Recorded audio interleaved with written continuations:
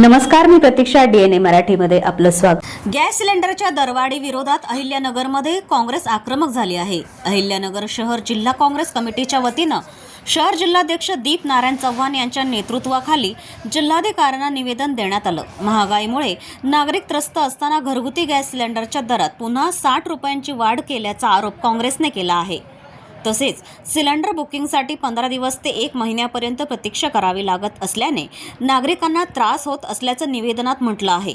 काही गॅस एजन्सीकडून साठेबाजी होत असल्याचा आरोप करत प्रशासनानं कारवाई करावी, तसेच दरवाढ तत्काळ मागे घ्यावी, अन्यथा तीव्र आंदोलन छेडण्याचा इशारा काँग्रेसने दिला आहे. यावेळी फिरोज खान शहर ब्लॉक अध्यक्ष, गणेश भोसले उपाध्यक्ष शहर जिल्हा काँग्रेस, मयूर पाटोळे युवक काँग्रेस शहर जिल्हाध्यक्ष, प्राध्यापक रवी सातपुते, प्रकाश थोरात, सुनील क्षेत्रे, फैयाज शेख माजी नगरसेवक, राजेंद्र कर्डिले, स्वप्नील शिंदे युवक काँग्रेस उपाध्यक्ष, यश चव्हाण, प्राध्यापक बापू चंदनशिवे, ॲडव्होकेट विशाल पठारे, आशिष ढेपे यांच्यासह काँग्रेस पक्षाचे पदाधिकारी व कार्यकर्ते मोठ्या संख्येने उपस्थित होते. आपल्याला माहित असेल की जेव्हापासून युद्ध सुरू झाला 13 आणि 14 दिवस त्या साधारणतः त्या युद्धांना झालेला आहे.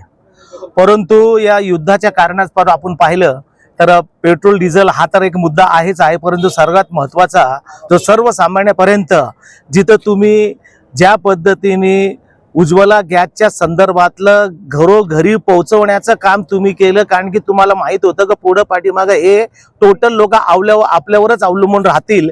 अशा दृष्टिकोनातून मोदी सरकारने केलेल्या गॅसच्या टंचाईमुळे आता जे दिवस पूर्ण देशामध्ये, महाराष्ट्रामध्ये आणि राज्य आणि शहरामध्ये जे झालेलं आहे हे जाणून बुजून हे यांनी या पद्धतीने केलेलं आहे. युद्ध हे आपल्याला माहित आहे, परंतु त्या युद्धाचा आपलं येणाऱ्या संदर्भातलं काल सुद्धा तुमच्या मीडियाच्या मार्फत पूर्ण देशभरामध्ये ज्या जहाजे ते चालू आहे, त्याचा पुरवठा तो चालू आहे. सेंट्रल हाऊसमध्ये पुरी जे आपले मंत्री जे आहे या खात्याचे पेट्रोलियम मंत्री पूर्णी स्वतः सांगितलं का असं तुटवडा कुठंच नाही. मग मला एक सांगा, मग हे म्हणतात का तुटवडा कुठं नाही, मग 60 ते 70 रुपये तुम्ही जे भाव वाढवले ते कशासाठी वाढवले?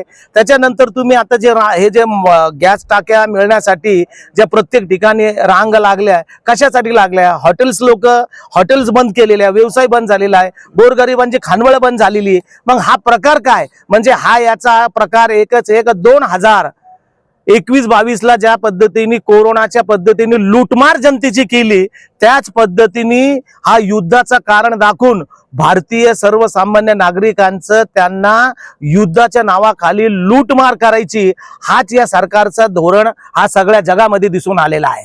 कारण की आपल्याकडे सगळ्या गोष्टी आपल्याकडे उपलब्ध आहे, त्याची तुटता कुठेच नाहीये, कमतरता कुठंच नाही.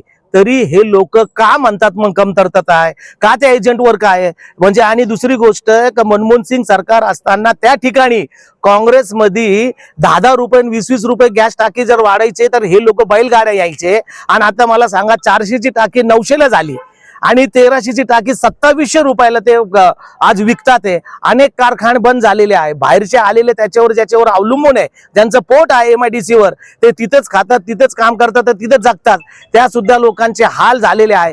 ही सरकार हे प्रत्येक नागरिकांना 140 कोटी जनतेला भिकारी करायच्या त्यांनी एक चंग बांधलेला आहे आपल्या मोदी सरकारने. त्याच्यामुळं त्यांनी वाढवलेली दर कर हे कमी करावी आणि लवकरात लवकर गॅसचा जो प्रश्न जे आहे, टाक्यांचा प्रश्न आहे, आणि विशेषतः म्हणजे आता आपल्याला माहित आहे का 21 तारखेला एक हिंदुस्थानामध्ये एक जसं आपली दिवाळी असती तसे मुस्लिम समाजाच्या संदर्भातलं फार मोठं आज रमजान ईद हा वर्षातून त्यांचा एक येतोय, पवित्र तो सण आहे. आणि त्या पवित्र सणामुळे सुद्धा त्या समाजाच्या संदर्भातलं होणार तुम्ही पाहिलं असेल का मोहम्मद अली रोडवरच्या कालच्या दाखवलेल्या टीव्हीवर त्यांनी अनेक दुकान, अनेक बेकऱ्या आणि अनेक छोटे मोठे व्यवसाय हे बंद त्यांनी दाखवलेले आहे. तर साहेब, त्या लोकांना कमीत कमी जसे आपण प्रत्येकाची व्यवस्था करतो त्या सुद्धा लोकांना त्यांची गॅसचे टाक्या, त्यांचा सण हे साजरा होईल या पद्धतीने शासनाने दखल घ्यावी एवढी विनंती करण्यासाठी आम्ही कलेक्टरला आलेलो आहे. प्रतिनिधी मुंतजीर शेख, DNA मराठी, अहिल्यानगर.